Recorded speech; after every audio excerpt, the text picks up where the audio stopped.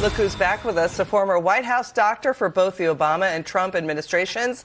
He's Congressman Ronny Jackson. Congressman Jackson has just been appointed to the subcommittee to probe the COVID-19 origins. Congressman, great to see you. Now, this story, Kaiser Permanente tells the FDA that getting Pfizer's COVID bivalent booster shot and a flu shot at the same time, on the same day, may raise the risk of stroke. But, doctor, the White House said do that. They advised, yes, you should do that.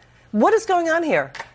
Well, first off, Liz, I have no confidence in anything the White House says anymore. The White House has lost all credibility with the American people. And quite frankly, the sad thing here is that our public health sector, which includes the FDA and the CDC and NIH and all of these other entities that give us information about illness and vaccines, they've lost a lot of their credibility as well. But here we have a situation where the CDC in one of their databases has identified that there's potentially a risk for those over 65 years old for a stroke if they receive the bivalent COVID vaccine and the flu vaccine together.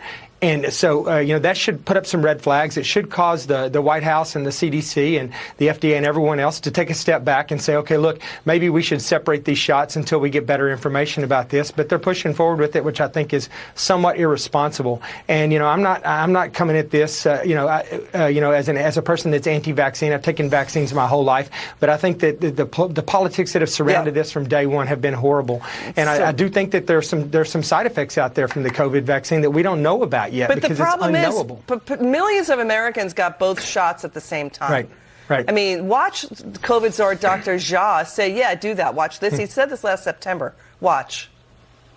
I really believe this is why God gave us two arms, one for the flu shot and the other one for the COVID shot. So there's that, we have the CDC database, again, red flagging a potential stroke risk for senior citizens from getting the Pfizer COVID bivalent booster. The signal is weaker than what we saw earlier in the month. But, doctor, to your point, all these questions and studies popping up about the problems with COVID vaccines.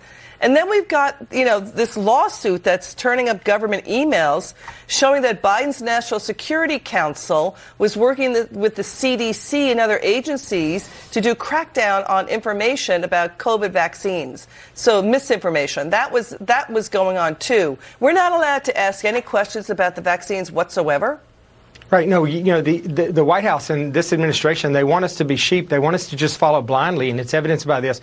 They've got used to, over the last 2 years during the COVID crisis, of telling us what to do and for, people not being able to ask questions and being punished in the process. And so, yes, we need to be able to ask questions. They need to stop treating us like we're all children. They need to stop manipulating. And this was just like your last story. This is another example of what's supposed to be a trusted part of our government working with social media, the far left and mainstream media, to create a narrative that only supports one side of the story, the side that's politically advantageous for them. And this is not what we need in this country. We need to hear both sides of the story. We need to hear the good and the bad. We're adults. We can make decisions for ourselves and we can make decisions for our kids, and especially when it comes to our health. And that's really what irritates me about this whole thing.